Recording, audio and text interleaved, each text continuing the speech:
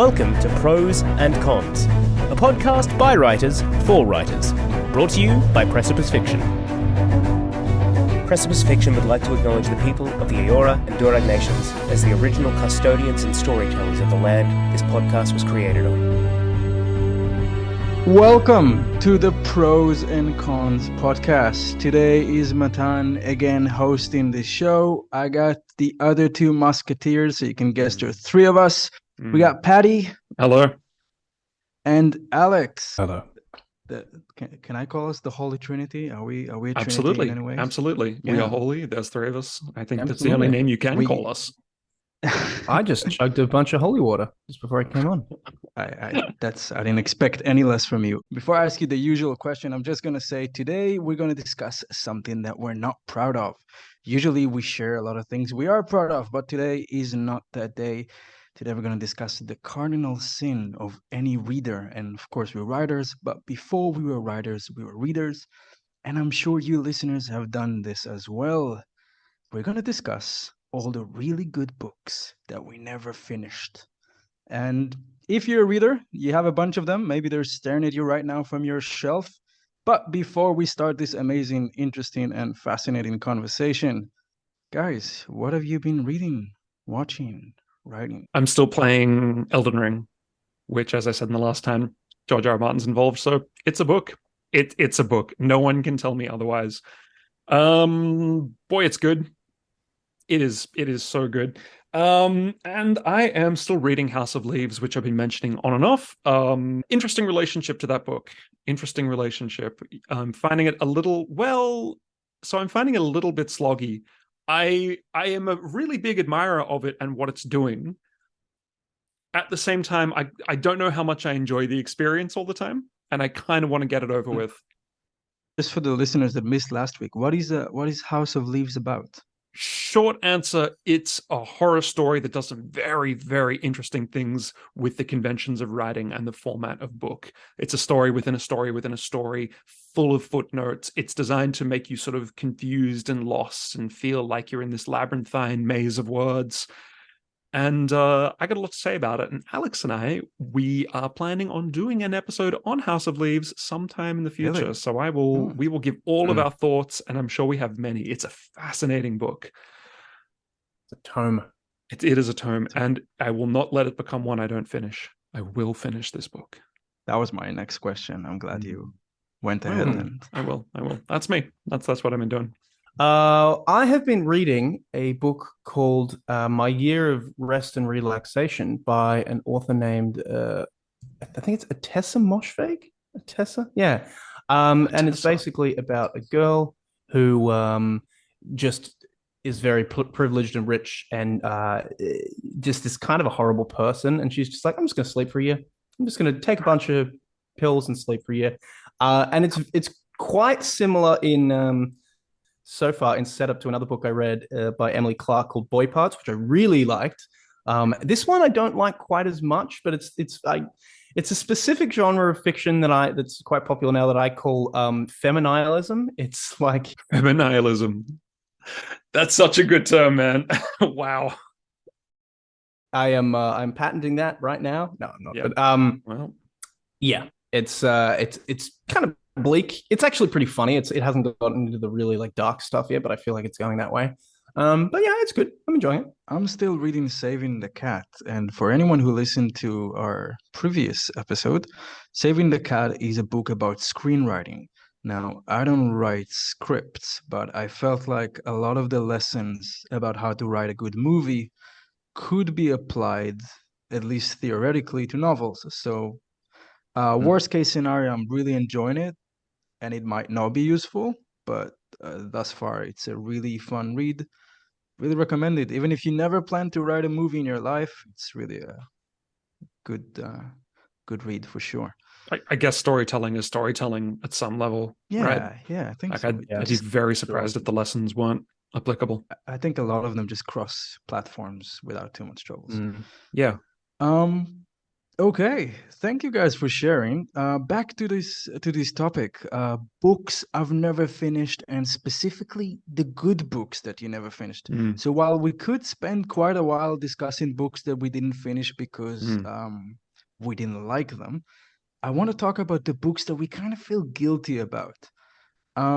So before I ask you, I'll just start that I would like to hear about a book that you wanted to finish but didn't, but also if you have any book that you stopped and maybe a few years later went back to, because I find that sometimes happens to me, that at the time I'm not quite ready for it, maybe I'm busy, maybe not the right age, and then years later I kind of discovered I could finish it.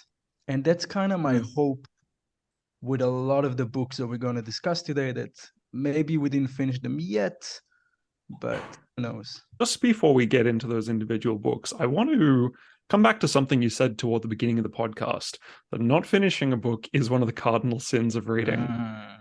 That's an interesting statement that I don't know that I fully agree with. And I'm wondering, Alex, if you have similar thoughts. Sometimes you start a book or a game or a TV show, and you just look, maybe it's going to take an amazing turn. I had a teacher once tell us about Zen and the Art of Motorcycle Maintenance, fairly famous book. Don't exactly know what it's about, probably motorcycle maintenance. And they were telling us how they read the first half and they thought it was lousy. They forced themselves to go on, and it turned out to be one of the best books they've ever read. Sometimes it happens, but I think, most of the time, I think, if you're not enjoying something. Yeah. Why not just stop? Yeah. Why not just stop? Maybe life's too short to be reading bad books you don't enjoy. I don't want to say bad book is bad. I definitely agree with you. I think that one of the surest ways to stop reading is to force yourself to read a book you're not enjoying. Oh, that's so true. Yeah, I think that's really true. But I personally, I do have books that I enjoy. It's just like I feel like I haven't finished them because, I don't know, video games, writing, job, school, dates. I didn't think you played video games. I thought you strictly didn't. No, Will. No. I haven't. Why did I get that idea? Yeah. Right. I kicked Alex's ass in that lizard fighting game, I think. Lizard fighting? Yeah. What the hell? I remember that. Yeah. Tell him, Alex. Tell they were like them. Dinosaurs, weren't they? The Super NES game with the dinosaurs. Well, came around. What are dinosaurs if not lizards? But they're just big lizards. They're not lizards. You're not wrong. No, they're not lizards. No, you are wrong. They're a different animal. Anyway, my take on it, on DNFing books, that's what they call it on TikTok. DNF. What does that stand for? Did not finish. Okay. Did not finish. I don't know. It depends. Like, I really try to finish a book if I can, usually. Usually I'll know pretty quickly whether or not I want to finish a book. A lot of the books I read these days, because I read a lot of horror, are quite short.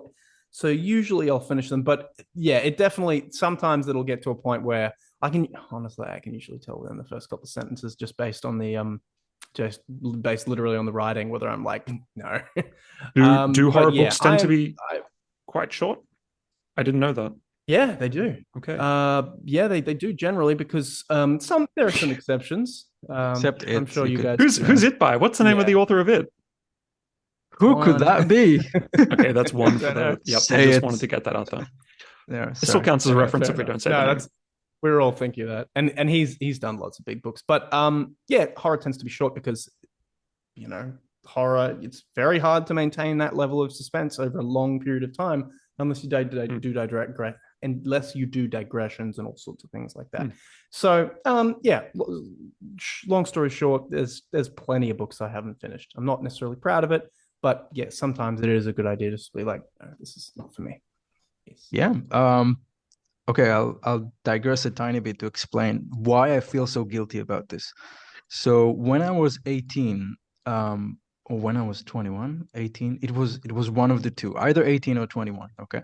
My brother got me for my birthday gift the 10 books he thinks everyone should read. Because he knows I like to read, he knows I like to write. He got me 100 Years of Solitude, Arabian Nights, Metamorphoses. He got me The Old Man and the Sea, a lot of heavy hitters. And as an aspiring writer, I felt like, damn, I should read all these books. And at the beginning, I really struggled. I remember just, slogging through Arabian Nights, and I enjoyed it, but finishing that one took a lot out of me. And one of the books I started, and to this day I've never finished, was Huckleberry Finn.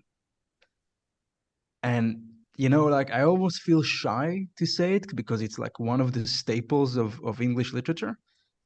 But I just struggle with the thing, and I read it and I recognize the talent. I recognize how good it is. I recognize why so many people they kneel at the altar of this book, but I just couldn't. I don't know why.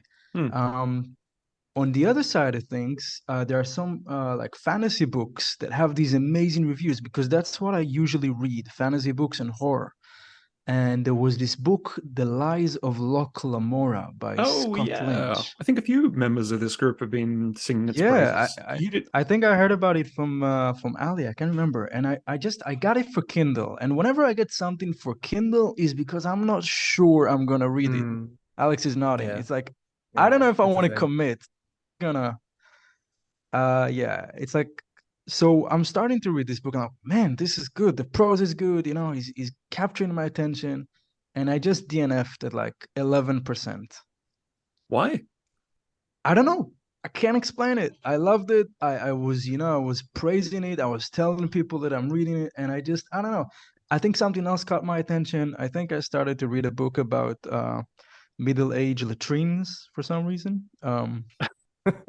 Yeah, that was a good one, but just grabbed me. Yeah, that was a rabbit hole. Anyway, I ended up going back to it quite recently. I think 10 months ago. I just open up my Kindle. Once in a while I'll do that, and I just saw Lies of Loch Lamora, 9%, 10%, and I finished it in about a week. What was different? I don't know. The reader's mind is a tricky place. But what I'm trying to say is that when I stop reading a book, either it's subconscious and I'm not realizing why, but sometimes it's a book I really like. So I'm wondering if that ever happened to you. Did you drop a book not because you thought, man, the characters suck, there's nothing happening with the plot, just because, I don't know, Just got away attention from it. span? Yeah, that's happened to me. That happened to me with The Grapes of Wrath by Steinbeck. And I know, Patty, you always say I should read Cannery Row, which I intend to go back to. It's so Alex. Yep. I will say again, I think you should write something like it after you've read it. I might. Yeah. Just characters. Yeah. Just characters. I couldn't even tell you what happens. Just characters doing a bunch of things, and it's so perfect. Yeah. That's fun. That is fun. But Grapes of Wrath is really good. I remember like just reading the first couple of pages and being like, yeah. And then all of a sudden you're like, oh wow, this is really engaging. And it's very, very bleak. What is it about, Alex? Grapes. It's about this family who are in the Oklahoma Dust Bowl, where basically nothing can grow. And this son comes back from, he's been in prison, and he has there's this beautiful passage where he's just like describing a turtle, like a tortoise, just like walking across this dust bowl, and it's like, it's amazing. It's just full of these moments that are just like, wow, that's really well written. Are there grapes? Like what's with the name? The Grapes of Wrath, I'm not actually up to that bit yet. All right, I forgot we're discussing books we haven't finished. Sorry. Yeah, well, yeah, exactly. Nothing can grow, so I'm assuming it ties into that. So there's gonna be people just like smacking their head here, like it's in the first few pages. No, but it's it's a great book, and there's like they go through a bunch of travels, and it's like just really, really bleak. And they get to the first like big sort of hump, and then I was like, okay, cool. I think I might have actually moved and lost my hardcover copy of the book. I remember I had two copies. One was hardcover, and I was like, I'll hang on to this. And then I had a soft cover that I was just thumbing through. And I think I literally just lost the hardcover book. But I've always meant to go back to it. Yeah. And that is my DNA. What's funny is I have a Stein. This isn't the book I wanted to talk about, but there's a Steinbeck book also of Mice and Men that I stopped for ages. It's not very long. It's like yay big, and for everyone who's not watching the video, it's like, I don't know, 1.5 centimeters across. Just stopped it. Couldn't tell you why. Great book, but I think maybe it was just shiny object syndrome. You get distracted by something else, and then latrines in the Middle Ages. Yeah, there we go. Which book did you want to talk about, Patty? 1984. 1984. Oh, Wow. I still How haven't far did finished you it. get? Well, have you guys read it? Boss? Yeah. Okay. Yeah, we had to read it in school. Yeah, that's a You great had book. to. Yeah. I don't know. Given the authoritarian way the world is going, I think it was a great thing to read. But yeah, that was that's another bleak book. It's great. It would be a commitment to read it again, I think, but I'm really glad I read it. Its bleakness was the reason that I didn't finish it. You asked how far really I got, fair. Matan. I couldn't even tell you Very because fair. I read it when I was like 18. But you still remember the way it made you feel. Oh my and God. Yeah. that being the reason that you stopped. Yeah. I had a bit of depression and stuff as well, so it probably wasn't a great nexus of like the book itself and my mental health. But my God, it's that it feels so, it could be real. It could absolutely be real. I did a long time ago, but that happened to me with a different book that I almost stopped, called Never Let Me Go. Ooh, that's a sad anyone name. heard about it? Kazuro Ishiguro. No. Yeah, I don't want to ruin it. But the for name anyone. itself just sounds like, ooh, that's. But there was a sad. moment like early in the book that like just made me feel like this is good writing, but do I want to go down? It happened to me with the TV show, actually. This sounds funny. Anyone heard about Mindhunter? Yeah. I started that, never finished it. Yeah. Funnily enough, very good series. Me too. FBI agents go to the bottom of the brains of some of the worst serial killers in history. Yeah, and it's kind of like the dawn of psychological forensics or whatever it's called. Right? And I watched it, and I'm like, wow, this shit is so good, but I feel like crap. I like, it's getting into me, all these depictions of these horrible acts, and I'm just, my stomach turned. This is culture today. Like, you saw what happened with the Netflix show. What did they call it? Jeffrey Dahmer? Is that the guy? Oh yeah, wow. It was like the biggest hit on the planet. That was bleak. Really good, but oof. So some books can have the same effect, I guess. Yeah. Yeah, it was. It describes a world in which everything has turned. The world's become repressive and totalitarian, but in such a way that it seems like it can never claw back. Even people's ability to question critically and form their own thoughts has been removed. So the impression I got was like, this is a future that will persist till the end of time, and everything's bad from there. And it just hit me like a ton of bricks. It really, really got me in the existential feels, and I haven't picked it up since. Now, I was young at the time, and I think I probably maybe I'm just more nihilistic, but maybe I've also just got like a harder shell for that sort of thing. I would really like to come back to it, because I did not stop it because it wasn't good. It was exceptional. But yeah, man, that stayed with me for a long time. That's the first of mine. I got a few, but I'll come back to the others. Another book I was reading, and when I say reading, I was actually audiobooking, because I do count that as reading. I don't think personally I take in quite as much information as I do when I'm reading, but I do think it counts as reading. So I would just like to put that out there for all those audiobook fans out there. It counts. It counts. Audiobooking counts. One that I got through, which I did really like, but I just struggle with fantasy. Was The Name of the Wind. I'm about maybe a third through that, and I'm like, this is incredible. Wow, really? What? Just fantasy. I couldn't put it down. I don't know why. I couldn't. Wow. I don't think I could have not finished. I would have taken you to the shower if I could. It's great, and it's narrated beautifully. Funnily enough, we're actually utilizing the narrator of that book, the audiobook version, for Ali's story, which is perfect. But yeah, I don't know. I'm just like, I'll get back to this. Like, it's could you just plug a little louder? We're getting the narrator of Name of the Wind for the audiobook of our anthology, Precipice Fiction, found at precipicefiction.com. Anyway, sorry, go ahead.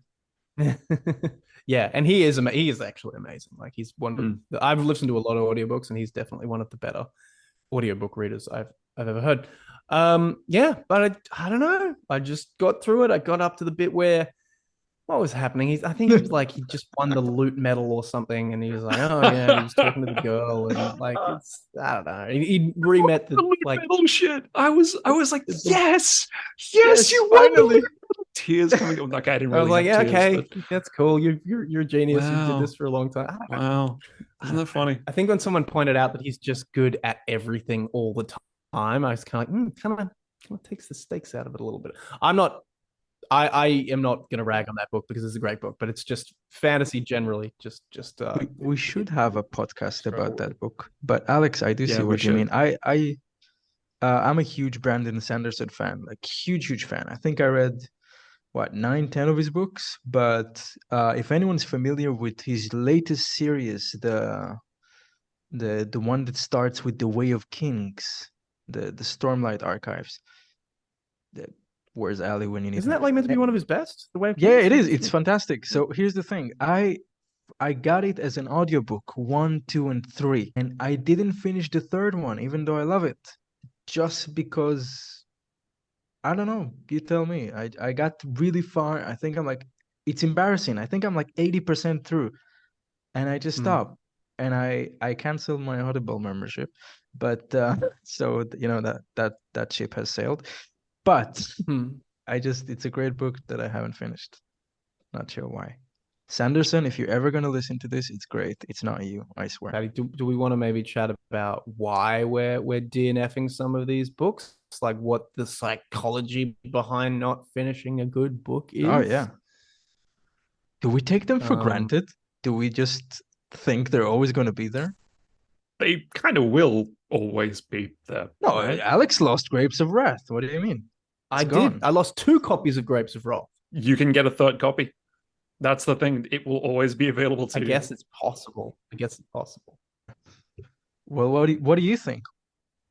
I think convenience is a big thing. If you don't have the book on you, I mean, like I'm the sort of person who's happy to walk around with a big fat tome of a book, like just in their bag, because I just carry a bag with me everywhere. So I think convenience is a big thing. But yeah, I could. Okay, so with Grapes of Wrath, I have this thing where I'm like, if it's going to be literature, I want to read it in a real book. So because I could get Grapes of Wrath now for probably I don't know, $9-10 on Kindle and do that, but like the buyer's remorse from getting this like really nice tome version. I remember it's a green bound hard cover book, and just the buyer's remorse from like not reading it in that book or in a physical copy. Like I'm just like, I don't know. Imagine I can't just read this on a Kindle. Like it'd be I don't know, it'd be too easy or something. I'm not really sure. But they look great on the bookshelf. They're right, especially hardcovers. You can put up there. You got Steinbeck. You look sophisticated. Another book that I haven't finished is Hemingway's first one, Farewell to Arms. I've read a lot of Hemingway, and he is great. Like that guy absolutely deserves his place in the literary canon. But this first one, I don't know. I either maybe I've forgotten how to read Hemingway, or I just like it's just a lot of like it's you can just feel his prose is at an early level, and I'm like, this is good. I'll get to it. That's always the feeling. I think it's like, yeah, I'll get to it. I'll get back to it. It's fine. It's always going to be there. Yeah. I mean, he's already dead. So I mean, no, I'm not trying to be insensitive. I'm just saying, like, it's not like yeah. I don't think it's insensitive to say that someone who died like 100 years ago is dead. I think that's probably fine. Yeah. Disclaimer: I only read The Old Man and the Sea. Great book. Where would you put that? Like you said something interesting about his earlier level. I think you called it. I think where do you rank that? I think that's one of his. I think that's one of his later books. I'd definitely say it's one of his better, and that is a heart-wrenching story. It's almost like a fable. I wouldn't even call I wouldn't even really classify it as a novel. I think it's a novella, and it's like so. Oh, yeah, it's small. It's so like sparse in a good way. Yeah, that's a great one. I've read that one. I think I might have read that one twice actually. Really good book. Really good book. So before we move on to other reasons, because I really like your question, Alex, you said convenience. So let's say that right now there's a listener or several thinking about, man, I really want to finish that book that I like. This Alex guy has a point. So what can we do about it? What can we do to we're not to just find the right moment to read? Because first of all, we got that thing in our pocket that just, absorbs attention hungrily. And I think that's the number one killer of reading time, just our phone. So as far as finding the convenient moment and spot to read, do you have anything that works for you? Like, I'm going to read this book, I'm going to give it the time it deserves. Yeah. I think I just keep, okay, so for a start, I keep a copy of it on me all the time. I technically have two Kindles. I bought one, and there's the whole story behind it, but I bought one, it broke, I got it replaced. And now I've given my second Kindle to my girlfriend, and I make her read that because she has really bad eyesight. And I'm like, don't read on your phone. It's bad for you. Just read on a Kindle. It's better. Is it? But yeah, just keep it on you. Yeah, it is. It's like paper. Like, I mean, if reading on paper is better for you, because the white light, like it, I don't have any studies based on that, but like this, the font is bigger. You can, anyway, it's a bigger screen. But I just keep it on me. I keep it in my backpack. I think the main thing is I really set aside time to read. I'm just like, okay, this is the thing I'm doing now. This is the focused activity that I have. I'm like, okay, I mean, I'm gonna take a break from working, and I'm just really, I just get really obsessed with something. Like right now, I'm watching an anime called Kaiji, and that's all I'm doing until I finish that. I'm not gonna really do anything else. I'll just finish that one. So that's a me thing. So yeah, I don't know, just convenience, keeping it on you, keeping it accessible, found time. Have it in every format you can. See Moby Dick, right? Alex, you didn't finish Moby Dick, did you? No, I didn't. I did not. I have not Wait, yet finished Moby Dick. Paddy, did you? I did. I'm proud to say I did. My. Yeah, but like, wow, that's it's a journey. I mean, the thing is huge. First of all, like, it's how many pages is Moby Dick? 600 or something. It's something like that. Effing enormous. It's a whale of a book, but also it's very good. But he deviates a lot. You don't read it for like a straightforward narrative. He goes all over the place constantly, and sometimes it's not like you wished he got back to the main story, but it can make it it's not the smoothest reading experience, but it's wonderful, and I'm glad I read it. And the way I did it was by getting it on physical copy, ebook, and audiobook. And like you were saying, Alex, you just carve out time where you can.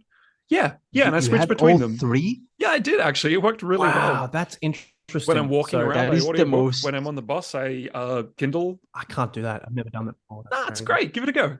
Everyone listening, give it a shot. It's fantastic. And there's something about experiencing in like all three mediums. I don't know. That's intense, Paddy. Is it? Is it intense? I don't know. You guys are like getting a real like reaction from this. I'm like, no, it kind of makes sense. I feel like that's what I would do. That's what I would do if someone came to me with a gun and said, you have to read Moby Dick or I'll shoot your family. That's what I would do. I would get it all 3 versions. I'd get audio. I'd get that would be my reaction. And now you're prepared for that eventuality. That's funny that you guys. So what do you see as like not desirable about that? I think I have an elitism about reading, like physically reading. Even though I said reading through an audiobook is real reading. Yeah, you just praised it, Alex. I think. It's okay. He's complex. I know. I contain multitudes. I have. I contain multitudes. I contain multitudes. I will try and read the classics physically if I can. If I can't, and I usually reserve audiobooking for nonfiction just because I'm like, I just need the facts for this. But I'm not above listening to it. Name of the Wind, audiobook. I was reading that. But yeah, I've never tried doing that. Don't you have a problem with like syncing the pages with like where you are in the text, or you just use chapters or? I mean, if it's an e-copy, you can just do word search. She's took the last phrase that you listen to with audiobook and then you search for, and then the whale did this, and you get the Okay, fair enough. I don't fair know. enough. Yeah, a little bit, but still let me finish it. I have some friends that are and my brother, huge fans of Moby Dick. The whale or the book? Both? Sorry. No, No, absolutely both. How can you not be a fan of the whale after you've read the book? That lovable little guy. I would have felt very guilty if I didn't. That was why I finished it. And it was brilliant. Guilt is a powerful motivator. Shame is a Guilt powerful is motivator. it absolutely is. Yep. Speaking of shame, so convenience is one reason why we don't finish some of these great books. What do you think is another one? Like if we really delved into the depths of our own psychology. Because we're just not interested. Oh no, but that's it, right? Why aren't we interested if half of our brain saying we should be inspired by this masterwork of literary art? There's books that you like, right? There's books that you want to finish. Yeah. Because want is complicated. I mean, on one hand, we're like, Matan, you were talking before the episode about, was it Tolstoy or Dostoevsky? I always get them confused. Crime and Punishment. Yeah. Okay, well, that's like people. lauded as like a great piece of work, and it's very cerebral, and it's got a great reputation, and so you want to be a person that's read it. Like you want to be a person that's enjoyed it and absorbed it. The reads, you want to be, Yeah, but there's a part of you that's like, man, this is a slog. Yeah. That's me with Moby Dick. But you finished it. You're my hero in a way. That's because I took shortcuts. You gotta get on the all three mediums train, Matan. 3 platforms. And do you think you got anything more out of that for reading it in multiple mediums, Patty? Like, do you think that those were slightly different experiences? Did you experience the different levels of the text differently? Yes. How so? Well, when you read the book, I think you're kind of like alluding to this a little bit. When you read the book, you can stop and put it down and think about something that you've just read. You can easily go back. You can easily meditate on a few sentences. And that's so difficult with audio. Like you're going to like rewind. Oh, I missed it. Go forward 5 seconds. Oh, that's not quite it. Go back again. Yeah. 100%. When you listen to it, it's a really smooth experience. And especially with something with a lot of older language like Moby Dick, it can sometimes, it's like reading Shakespeare. Sometimes it can just go over your head, but when it's delivered well by an actor, it's perfectly comprehensible. That's the advantage of audiobook is you get the delivery, you get the smooth experience. So yeah, they're different for that reason. Listeners are going to think we're just 3 dudes that don't finish any book. But I have another good one that I started actually as a recommendation from Alex. I want to say you, but I feel like I give you credit for a lot of recommendations that end up not being your recommendations. So I'll take it. Did you recommend the Poseidon Adventure? Yeah. Absolutely, I recommend the Poseidon Adventure. So, that's a great book. That's I love that book so much. I got it for Kindle. I read, and usually like Alex recommended Ubik, and I think I read it in 2 days. Like I loved it. Yeah.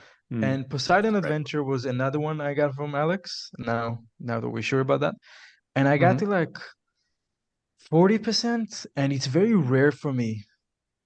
Even though I said twice in this podcast and I stopped after, but it's very rare for me that I get past the 25 mark and stop. It just usually if they lose me, it happens early. Like I won't get past 10, but I got to like 41, 42% on Kindle, and I just stopped. And do you remember what was happening? So there were already all the shit went down without the spoilers. Yep. Like literally, they're all kind of. Was it upside down? Was it vertical? Yeah, it's upside down. The ship like flips. Yeah, they started crawling.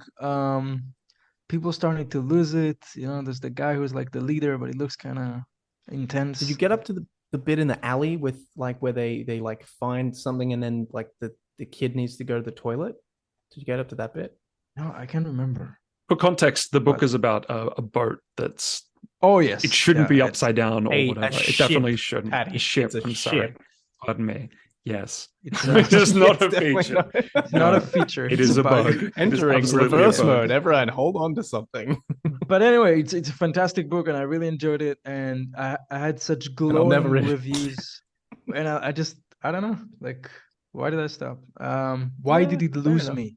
Yeah, I guess it comes back to that question of like I don't know, do you intend to go back to it, or is it just like, yeah, this is good, but because I think those are different questions, like I just feel like I got this stack of books that I gotta read, and well, that's another thing, just priority. You know, Yeah. priority is a big thing. Like I think that's the biggest reason, actually. It's like you get halfway through it and then you lose momentum. Mhm. That's one thing. You lose momentum on the book, Yeah, that's it. and then you've found something else. I'm a Yep. serial. I'll like jump onto another book. Oh, I found another one that I haven't finished. Dead Souls by some Ooh. Russian or some Dostoevsky-ish Like era Russian Really? author. Dead Souls.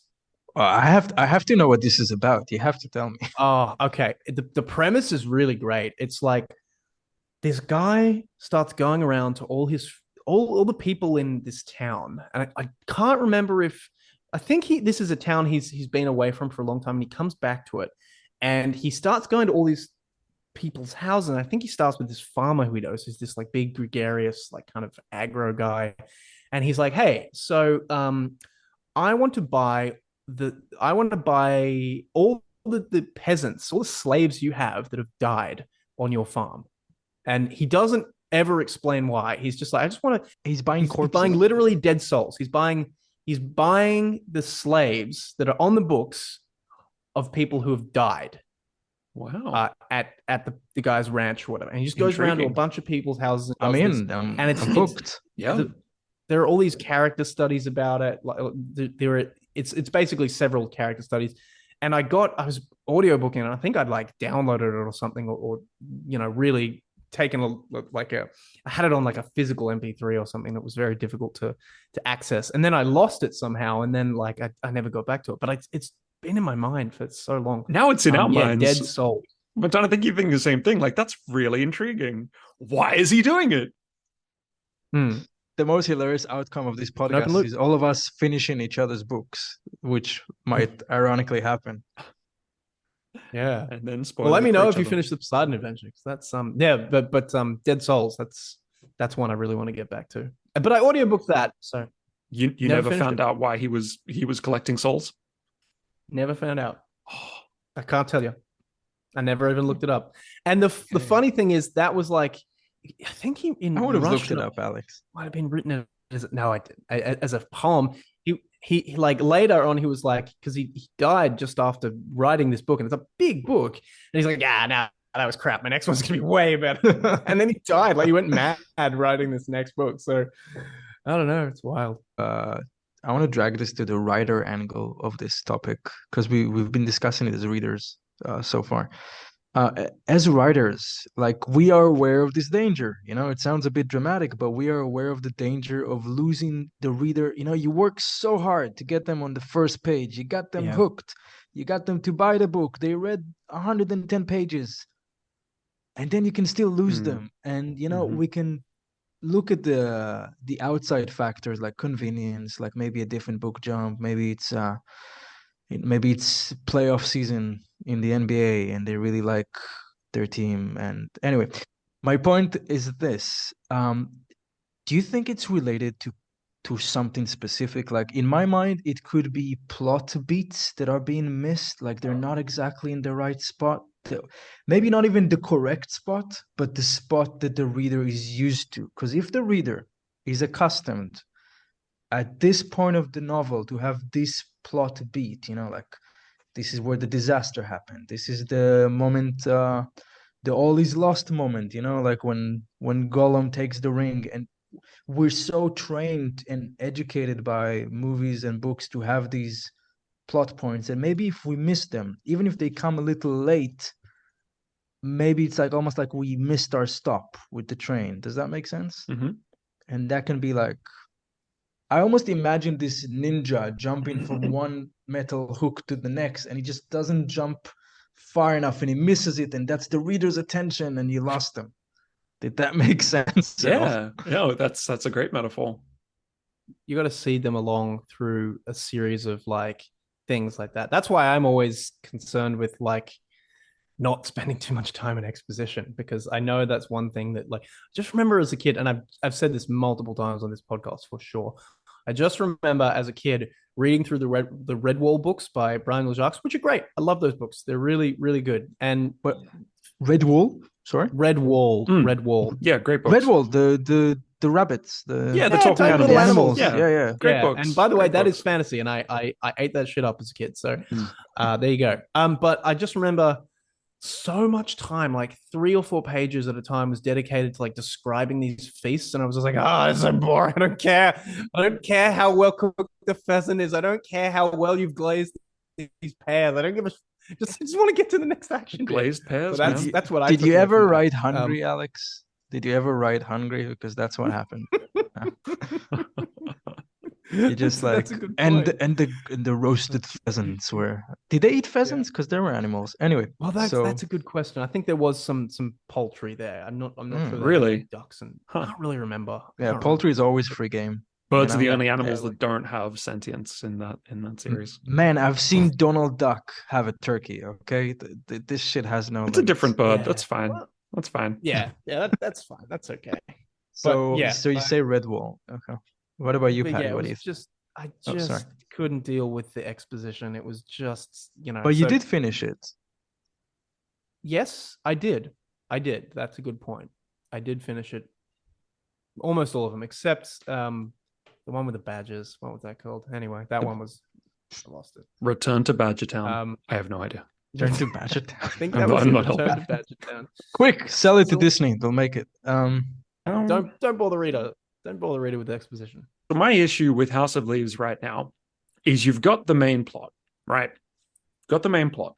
But because the story is being told, it's a personal account of an essay about a documentary about a haunted house that may never have existed. So it's a Wait, nested, Can you repeat that a slowly? personal account. Well, actually, it's the editors of the book bringing you a personal account that they received about a stack of papers in essay form that a guy found, and the papers are about a documentary, and the documentary was about a haunted house that may never have existed.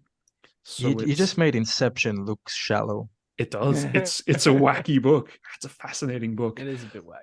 Yeah, but it means you've got this main thread, which is what happens in the haunted house, and it just keeps digressing, and it keeps digressing, and it keeps digressing, and it's by design. And then the digressions digress, and then that digresses, and you sometimes just wish it was telling a straightforward story. Like, but I just want to know what happens here. I think books can do that a lot sometimes. They can deviate into side plots that you're not interested into, characters that you don't care as much.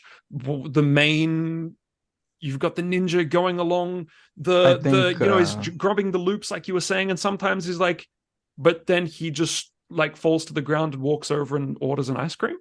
Like, no, ninja, what are you doing? The loops are there. Don't order an ice cream. He's like, no, I'll get back to it. I'm never gonna stand between a ninja and his ice cream, but I think that makes a lot of sense. I not want to watch him while he's doing it. Oh my god, that sounds terrible, Patty.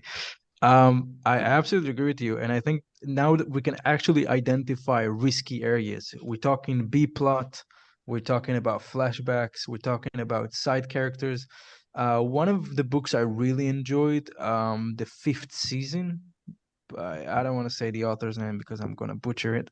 A really good fantasy book. It has 3 point of views, and the 3rd one shows up like 25% into the book, and I remember thinking, no, I don't want another point of view. I want to stick to the 2 that I have. And that was like the moment where I just kind of dropped it for a while, because like I'm not getting invested in a 3rd character. Who do you think you are? Did you guys But read I Wheel did- of Time? But yeah, Wow. talk about that one. Yeah. But I did get hooked enough that I did go back. But yeah, watch where you introduce your secondary plots. Watch where you introduce your characters, especially if you got multiple point of views. Yeah, because hard-earned momentum can kind of be lost. I might disagree with that, to be honest. I like the Go ahead. digression of sorry, I'm just gonna be no wrong.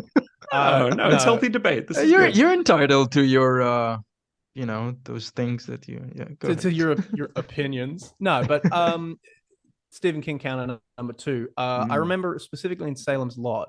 There's a lot of the charm of that book. Like, there's the main story with the main character Ben Mears, and that's fine. He's like Yeah. He's like a protagonist, just fine. But there's a bunch of little side digressions and stuff with other characters, because this is a town and they're talking about a town that's being overrun by vampires. There's a lot of like digression. I remember one specifically, or a couple, like I really like those digressions with like nasty characters. Like, you know, they're going to be fairly short digressions. Yeah. But like there's a couple of like unsettling scenes that happen with like there's a guy who walks in on his wife, and she's accidentally like dropped the baby or something, and they're kind of painted as trailer trash, and he's like, okay, now you're gonna get a whooping. And it doesn't actually show that, but it's like that they're like, and that's really sinister. Yeah. And like just to have that like little spike of like of just malice put in there, you're just kind of like, ooh, that was spooky. I totally agree. Actually, you disagreed with me, but I fully support what you just said, because I think he works so hard in Salem's Lot to give that city life, to it's make really that city a character. Yeah. And then when shit inevitably goes down, you feel it, because you know all these names, that you're this guy and this guy and this guy. You know who they are. A lot of books try to do that and then just don't quite go. Sorry, Patty. I've been trying to talk for a minute. You know, you do that in your story Challenger. There's a character who's an absolute bastard. I'm sorry, I don't remember the character's name. And you've just got like a one scene digression from this, to this guy's point of view. I loved that. That's actually one of my maybe with the lizard scene of the book. The lizard? No. The three-eyed lizard? No. Wasn't there a three-eyed lizard? Yeah, there is, but that's a two-headed lizard. But this has nothing. Yeah, two-headed. The lizard was cool, but this is not. Six eyes. That wasn't a digression. That was main plot. Yeah, you're right. It was like when he's driving and he's like, oh, I really want a Big Mac, and then he gets pulled over. Yeah. That's true. I really enjoyed writing that. And you're right that, even like when I started it, I think because I knew that this was a pretty disposable character, I could just sense that, this won't be long. So it was just like a fun little excursion into this guy's brain.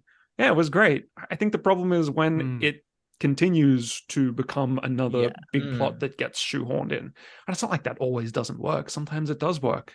There's just the risk that, you start to overburden the reader with too many threads they didn't really ask for. That's right. Yeah, if you've just got like a little like, I don't know how to tie that into a metaphor with threads, but just like a little motif or something, a little pattern that you're just like, oh yeah, there's just this thing here, and then we don't have to worry about it, and then you go back to it. Especially if it's in a bit of a dip in terms of tension, and then you have this thing, and it's like, well, maybe the opposite, where it's like, oh, I really want to know what happens. I find that really annoying when it's like, oh, cliffhanger, now let's go over to something completely unrelated. Yeah. And get that to that point where it's a cliffhanger, and then go back to the original cliffhanger. Agreed. That kind of bugs me, to be honest. I think you just hit the nail on the head. It doesn't have to be the same people, but it does have to have a thread connecting them. Maybe even just the theme is the same. Maybe it's, if the story is about fathers and sons, then maybe the other scene is also about a father and a son. It doesn't have to be plot connected, but it does have to feel related. Yeah. I feel like I learned a lot just from hearing what you guys think about why we don't finish books that we appreciate. Because again, like I said at the beginning, we could have just sat here and dunked on books that we don't like and just slam them and slander. And maybe we should do a podcast when we just slander books anonymously. No, we probably won't. But yeah, it's nice to see that I'm not the only one that happens to. All right. Thank you guys for sharing. It was a pleasure. Just before we say goodbye for the day, I just wanted to share a quote with you that I think really fits this particular topic. Again, I apologize if I'm mispronouncing the name of the quote maker. His name is Confucius. And he has said... Confucius. In Hebrew, it's Confucius. So, Confucius sounds better. Let's go Confucius. Confucius. That's his name now. Neither of those is probably the correct Chinese pronunciation. This lad has spoken. He said, and I have this quote in my class. That's how cheesy I am. It does not matter how slowly you go, as long as you do not stop. All right. Thank you for listening, guys. This was us, me, Patty, and Alex discussing books that we haven't quite finished. We hope you enjoyed the listen. Patty, Alex, it's truly a joy to talk to you guys, as always. And thank you guys for listening.